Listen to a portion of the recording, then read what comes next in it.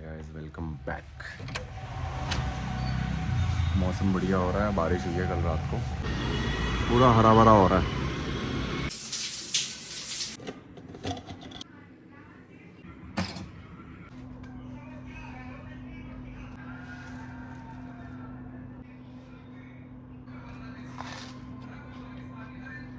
पापा लेके आए हैं उत्तराखंड के एप्पल्स। ये पता नहीं क्या लेके आए हैं भाई, किसी को पता है तो बताना है क्या है ये। लिस्ट बनानी है, जो भी ऑर्डर्स आए हुए हैं सैटरडे संडे के, इसकी लिस्ट बना के भेजता हूँ। 1 2 3 4 5 6 7 8 9 10 11 12 13 14 15 16 17 18, ये किसी का एक्सचेंज था। 18 19 20 21 22 ऑर्डर्स की लिस्ट भेज दी है और मूवी देख रहे हैं। अभी जो ये कॉर्ड सेट का साइज़ चार्ट है, ये साइज़ चार्ट अभी अपडेट नहीं हुआ है, ये टी शर्ट्स का ही डला हुआ है, तो इसका साइज़ चार्ट अपडेट हो जाएगा। मैं कलर्स दिखा देता हूँ आपको। कॉर्ड सेट्स में जाएंगे हम, नेवी कलर में है, पिंक में है, ब्राउन में है, ऑलिव में है, ग्रे में है और पर्पल में है। कमेंट्स में बताओ कि सबसे अच्छा कलर कौन सा लग रहा है। और क्या चाहिए लाइफ में यार, मसाज कराओ और चिल करो।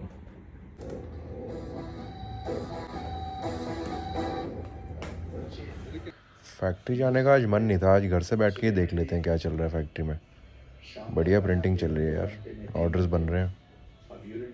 कोई भी अपनी वेबसाइट चलाता है उसको मैं एक फ़ीचर सजेस्ट करूँगा।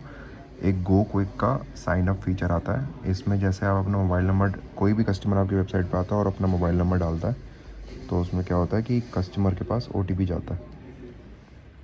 अब जैसे मेरे पास एक OTP आएगा, जैसे ही मैं इसमें OTP डालूँगा, मेरे पास OTP आया है 9735। तो जैसे ही मैंने इसमें अपना OTP डाला, तो कोई भी कस्टमर आपको ऑर्डर करेगा तो उसमें OTP डालने के बाद उसका जो एड्रेस है वो एकदम करेक्ट एड्रेस ही शो करेगा। अगर फेक एड्रेस शो करेगा तो वो ऑर्डर ही नहीं उठाएगा। तो ये फ़ीचर अपनी वेबसाइट में ज़रूर डलवाओ। ये जो अपनी वेबसाइट की थीम है, ये कस्टम मेड बनवाई हुई है मैंने। अगर आप वेबसाइट की थीम कस्टम मेड बनवाओगे तो आपको थोड़ी सी एक्सपेंसिव पड़ेगी, लेकिन उसमें आपको पर मंथ का शॉपिफाई का चार्ज नहीं देना पड़ेगा। एक बार अगर आपने वेबसाइट बनवा ली तो उसके बाद आपको एक पर मंथ का मिनिमल चार्ज होता है, मेरे ख्याल से 1500 या 2000 रुपये का। और अगर आप कोई थीम चूज़ करते हो और थीम के ऊपर वेबसाइट बनाते हो, तो जो भी उसके एक्स्ट्रा चार्जेस होते हैं वो आपको एवरी मंथ पे करने पड़ेंगे। तो मैं सजेस्ट करूँगा कि आपको कि आप एक ही बार चार्जेस दो, वन टाइम चार्जेस दो और वन टाइम चार्जेस के ऊपर चलो, क्योंकि अगर आप एवरी मंथ वाले प्लान पे जाओगे तो एवरी मंथ वाला प्लान आपको महंगा ही पड़ेगा। तो इसलिए वन टाइम इन्वेस्टमेंट है। अगर आप वन टाइम इन्वेस्टमेंट करके वेबसाइट बनवाते हो तो आपको लॉन्ग रन में सस्ती पड़ेगी। गो क्विक के साथ ही एक जैसे ही वो वाला फ़ीचर तो है क्विक पास वाला, ये फ़ीचर आता है गो क्विक का क्विक एंगेज। तो कोई भी कस्टमर आपकी वेबसाइट पे आएगा, ऑर्डर प्लेस करेगा, तो उसको या तो कंफर्मेशन मैसेज जाएगा, जैसे ये ऑर्डर करा इसने तो इसको कंफर्मेशन मैसेज जाएगा कि is your order confirm from your site. तो उसमें वो बताएगा कि मेरा ऑर्डर कंफर्म है या कैंसिल है। अगर कैंसिल होगा तो ऑर्डर ऑटोमेटिकली कैंसिल हो जाएगा, कंफर्म होगा तो यहाँ पे वो कंफर्म ऑर्डर पे क्लिक करेगा और यहाँ पे उसका ऑर्डर कंफर्म हो जाएगा। और बाकी भी बहुत सारे फ्लोज होते हैं, जैसे ऑर्डर डिलीवरी का फ़्लो होता है और भी बहुत सारे फ्लोज होते हैं। अब जैसे इसका एक्सचेंज का मैसेज आया हुआ है, ठीक है, I need help with exchange. तो इसमें एक्सचेंज में आपके जो शॉपिफाई पोर्टल है उसमें आपको नोटिफाई हो जाएगा कि किसी का एक्सचेंज, इस कस्टमर का एक्सचेंज का ऑर्डर है, तो आप उसको वहाँ से एक्सचेंज कर सकते हो। तो बहुत अच्छा फीचर है go quick, go for go quick. ये दूसरा डैशबोर्ड है, ये क्विक पास का डैशबोर्ड है। वो जो मैंने आपको दिखाया था वो क्विक एंगेज का डैशबोर्ड था। ये क्विक पास के डैशबोर्ड में क्या होता है, इसमें आपको आपके एकदम एग्जैक्ट एनालिटिक्स बताता है ये। अब जैसे हम एनालिटिक्स देख रहे हैं 1 अगस्त से लेकर 31 अगस्त तक, तो हमारी जितनी भी टोटल सेल्स हुई हैं, टोटल ऑर्डर्स जो आए हैं, आपकी एवरेज ऑर्डर वैल्यू वगैरह क्या रही है, एड्रेस प्री फिल्ड कितना रहा है, तो इसमें से आपको बहुत ही एक अच्छा आइडिया हो जाता है कि आपका जो वेबसाइट है वो कितना अच्छे से परफॉर्म कर रही है। इसमें हर चीज़ बता देता है आपको, ये प्रोडक्ट स्प्लिट वाइज बता देता है कि कौन से प्रोडक्ट के कितने ऑर्डर्स आए, COD कितना आया, UPI कितना आया। मेटा का जो एडवर्टीज़मेंट का डैशबोर्ड है ये वो है। इसका मेरे को थोड़ा इतना आइडिया नहीं है, इसमें एड्स जो मेरा चलाता है वो मैं आउटसोर्स चलवाता हूँ, तो इसका मेरे को उतना अच्छे से आइडिया नहीं है। बाकी मेरे को आइडिया ये है कि मेरे को क्या एड्स रन करनी है, किस बजट पे रन करनी है, और बस ये सभी। मतलब इसका बेसिक आइडिया रखो, और जो आपको बेस्ट करना है ना वो अपनी वेबसाइट में करना है, क्योंकि ये चीज़ आप आउटसोर्स भी करवा सकते हो, लेकिन वेबसाइट आपने वन टाइम ही बनवानी है। अगर वेबसाइट पे आप खर्चा नहीं करोगे तो इसका कोई फ़ायदा नहीं है। इसमें आप स्पेंड करते रहोगे, इसमें आपका बर्न ही होता रहेगा। तो फर्स्ट चीज़ आपको अपनी वेबसाइट पे काम करना है, और सेकंड चीज़ जो आपका प्रोडक्ट है वो प्रोडक्ट आपका टॉप नॉच होना चाहिए, क्योंकि अगर प्रोडक्ट आपका टॉप नॉच नहीं होगा तो यहाँ पे आप कितनी भी एड्स चला लो, आपकी एड्स का रिटर्न आपको आएगा ही नहीं। इसमें जो आपने नंबर्स फर्स्ट प्रायोरिटी पे देखना है, इसमें आपने नंबर्स देखने हैं। आपका CTR क्या आ रहा है, आपका CPM कितना आ रहा है, आपका कॉस्ट पर क्लिक कितना आ रहा है। अगर आपका CTR अच्छा आ रहा है, इसका मतलब क्लिक थ्रू अच्छा है, आपकी एड्स अच्छी परफॉर्म कर सकती हैं आने वाले टाइम में। मतलब जो भी उसको 3 से 4 दिन जो होते हैं, तो 7 दिन का तो लर्निंग पीरियड ही होता है, तो 7 दिन के लर्निंग पीरियड को उसको टाइम दो। उसके बाद डिसाइड करो कि वो ऐड चल रही है नहीं चल रही है। एक कॉस्ट पर क्लिक कितना आ रहा है उसके ऊपर वो आपको देखना है कि एक क्लिक होने में आपको उसमें खर्चा कितना आ रहा है। आप प्रॉफिटेबल तभी हो सकते हो इसके अंदर जब आपका CTR अच्छा आ रहा है, आपका CPM अच्छा आ रहा है, और जो आपका कॉस्ट पर क्लिक है वो बहुत कम आ रहा है। इसमें तभी आप प्रॉफिटेबल हो पाओगे, नहीं तो आप इसमें प्रॉफिट नहीं जनरेट कर सकते।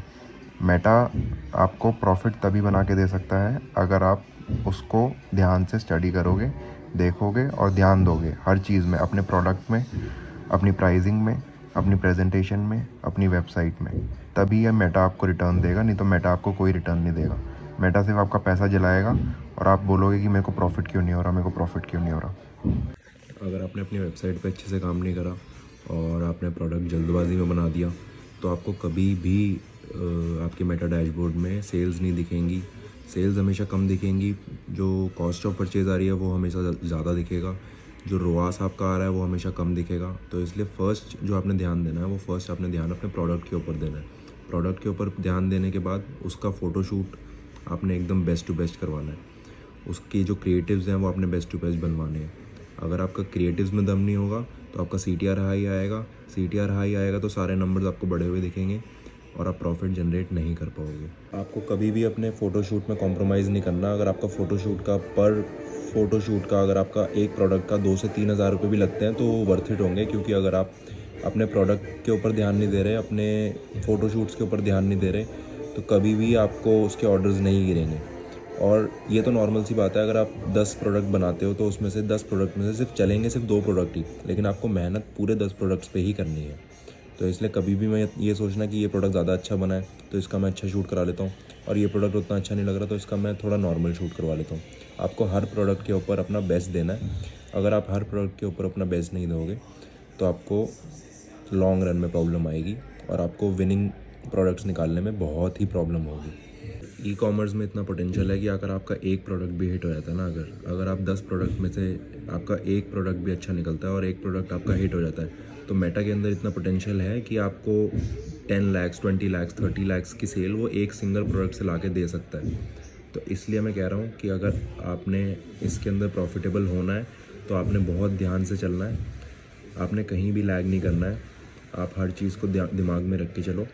इसमें प्रॉफिट कमाना तो छोड़ो, इसमें सर्वाइव करना भी बहुत टफ हो जाएगा। और सबसे बड़ा क्लोथिंग का ये है, क्लोथिंग में आपने back to back products every month आपने कम से कम 3 से 4 प्रोडक्ट्स या 5 प्रोडक्ट्स तो आपने बनाने ही बनाने हैं। अगर आप एक सिर्फ 5 प्रोडक्ट की कलेक्शन पे बैठ जाओगे कि हाँ मेरा इसमें से तो कुछ चला नहीं या इसमें सिर्फ एक प्रोडक्ट चला, तो क्लोथिंग में हमेशा ही ये रहेगा। कस्टमर को हमेशा नया चाहिए क्लोथिंग के अंदर। अगर आप ये सोचोगे यार मेरा ये नहीं चला, अब मैं आगे कैसे करूँगा, तो आप कभी भी ग्रो नहीं कर पाओगे। आपको हमेशा एवरी मंथ आपको कुछ ना कुछ नया चाहिए, क्योंकि कस्टमर एक बार देखता है, 2 बार देखता है, एड्स में भी फटीग आ जाता है। तो इसलिए आपको हमेशा नया प्रोडक्ट चाहिए। तो नया प्रोडक्ट बनाते रहोगे तभी इवॉल्व भी हो पाओगे और ग्रो भी कर पाओगे। अगर आपको ये लग रहा है ना कि यार तू क्यों इतना बता रहा है, तेरे को कहाँ से इतनी नॉलेज आ गई, तेरे को कैसे पता, तो मैं 3 साल से यही बिज़नेस कर रहा हूँ। 60-70 लाख ऑफ रेवेन्यू जनरेट कर चुका हूँ, 15-20 लाख रुपए की एड्स चला चुका हूँ। तो इसलिए मैं आपको बता रहा हूँ जो चीज़ें मैंने प्रॉब्लम्स फेस करी हैं, तो आप वो प्रॉब्लम्स फेस ना करो। मैंने लिटरली ऐसे लोग भी देखे हैं, ऐसी ब्रांड्स भी देखी हैं जो एक सिंगल हीरो प्रोडक्ट से अपना पूरा ब्रांड रन कर रही हैं। सिर्फ एक विनिंग प्रोडक्ट आपने निकालना है, और एक विनिंग प्रोडक्ट जब आपका निकल जाएगा तो उसके आप बैक टू बैक क्रिएटिव्स बनाते जाओ। एक क्रिएटिव आपका चला, उसके बाद क्रिएटिव की वेरिएशंस लाते जाओ। जो भी जिस भी प्राइस पे बेचना चाह रहे हो, मान लो मैं 1500 में बेच रहा हूँ, तो 1500 में आपका 20-25% आपकी मेकिंग कॉस्ट आनी चाहिए और फास्ट टर्न अराउंड होना चाहिए। तो दिमाग में इसको रख लो कि 20-25% ही आपकी मेकिंग कॉस्ट आनी चाहिए।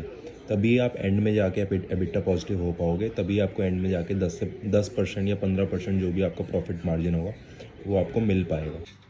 तूने इसमें देखा है तो तेरे को कौन सा कोई इसमें ढंग का लगता बंदा? ज़्यादा नहीं देखा ना मैंने। कौन लगता है ढंग का इसमें? फिर भी एक आधा तो देखा होगा तूने। मैं आरुष को सेलेक्ट करूंगी और उसको राइज करवाना चाहूंगी। और बिग बॉस में को मैं फॉल करना चाहूंगी। सारी चीज़ें